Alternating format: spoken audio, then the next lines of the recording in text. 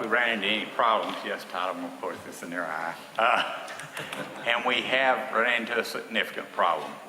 There's 3 beams like this in the auditorium, okay? These beams were, the way they were built back in 1927 to 29 was baskets were held up there by a nail and some wire. Okay, when we were building this part of the auditorium, which those are 2 portal holes where you can look down through them to see the stage from the AV room or either the sound or the television room, we noticed Monday that we had a deflection in this beam here. We got to checking it out, and what we ran into was they had never, these beams weigh anywhere from 4,000 to 8,000 pounds, depending on their length, and they're all different lengths. What we found out was they had put the beams up there, and the nail and the wire is all that was holding the beams in the air. So, as you can imagine, that's not sturdy enough for that kind of weight. And so we feel like we probably dodged a huge bullet here by finding that problem. And nobody ever, the architect, myself, the structural engineer, nobody ever dreamed that these beams were installed that way. So what we're going to have to do now is go to each beam, and I've already ordered the parts, and we'll have to go down through here and drill through this concrete, which it's all concrete, and we'll drill through the bottom of it and catch it with a plate, pull it back up, and be able to bolt to these ceiling joists to make sure that it can never fall on the audience. What this has done to us is it's going to cost us some time because all of them have to be fixed and nobody can work in the auditorium area until these are fixed because it's just too dangerous. It'd be a chance I don't want to take with any of our people. The painting in the bottom, the mezzanine floors, all that can go on. The painter will be on scene next week, and you'll start seeing outside painting on Saturday. The back of the building will be painted to the proper and correct colors. SWEPCO's turning off our power for us on Friday. We'll do that painting on Saturday. We'll bring the power back up on Monday. But these beams have to be fixed before we can go any further. And I'm going to try to get a cost estimate to you and probably have a change order it'll be for our crew that's actually doing the work for these beams, for all the beams to be fixed. I think it's kind of a godsend that we found it because we very well could have went on. If that one hadn't have sagged, we would have never known that it was held up that way. And I'd never dreamed that in 80 years it was held up that way and never came down or had a problem. So I'm just glad to catch it. Another thing we need to be aware of, we're probably going to have to pour some gypcrete on the 4th floor or the 3rd floor.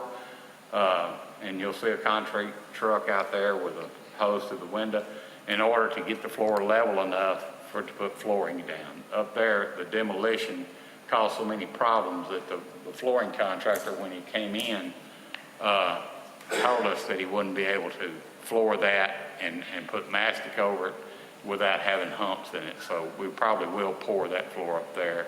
And John Flowers and I had talked about this in the past and knew this may come up, but we felt we might have had it close enough to make everybody happy, but we don't. So we'll have to have that floor poured. But I just wanted to let you know, y'all always said you wanted to know if anything came up. Well, this is something that's came up. Half these wires in every beam are gone. They're broke.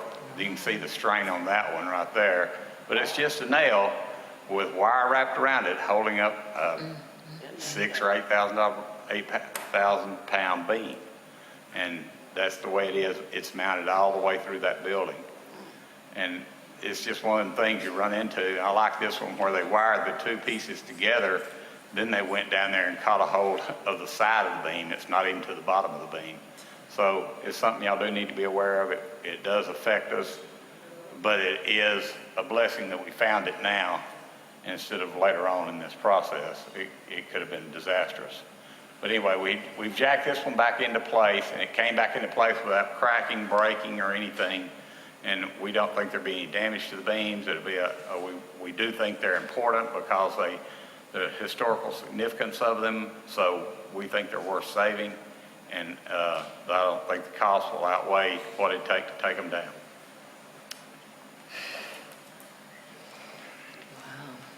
And as far as that goes, past that, the elevator shaft will start getting the fireproofing, everything it needs, starting when the painter comes on board next week.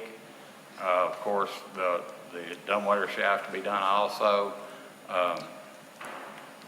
He'll start taping and floating everything, all the drywall that's in the building, and you'll start seeing paint go on the walls. I don't guess I want to take this out of order, but I think, yeah, we have a change order down here, and I'll talk to you about the elevator later on.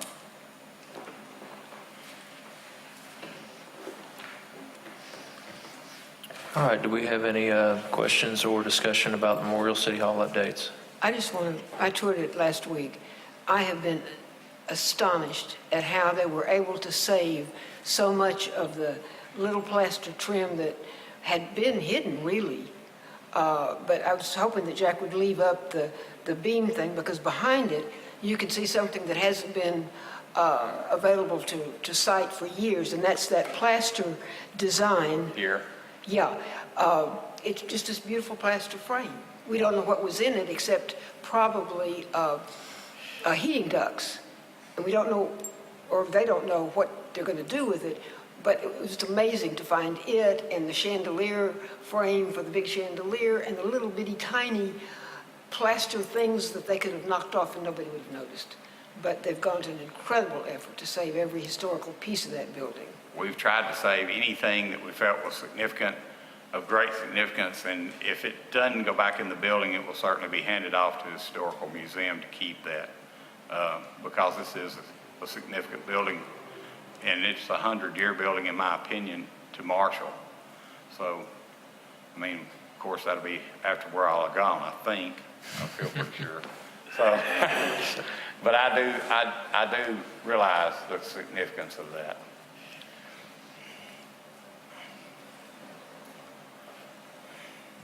That's all I have. Okay. And I got to be in the building this week. It is, the walls are going in. I mean, it's really taking great form. A majority of the drywall's in, and it looks great. It's busy, and you can see really the shape of all the rooms, and it's fantastic. You and I were right on top of that beam I'm talking about when we were upstairs that day. I probably deviated. No, it's been a remarkable project, so looking forward to seeing us start, when we get towards this finished work, it's really going to take shape. Any other discussion? Jack, with this latest development, what's your estimate for the construction completion?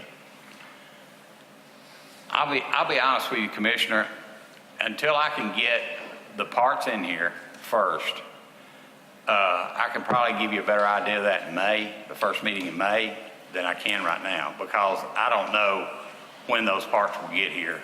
So I don't really know how much time it's going to take us. And also, this is not like, you just buy it at Lowe's and bolt it on. We're having to actually have this made. So I'll know more about how much time it takes to install each one after we put one in.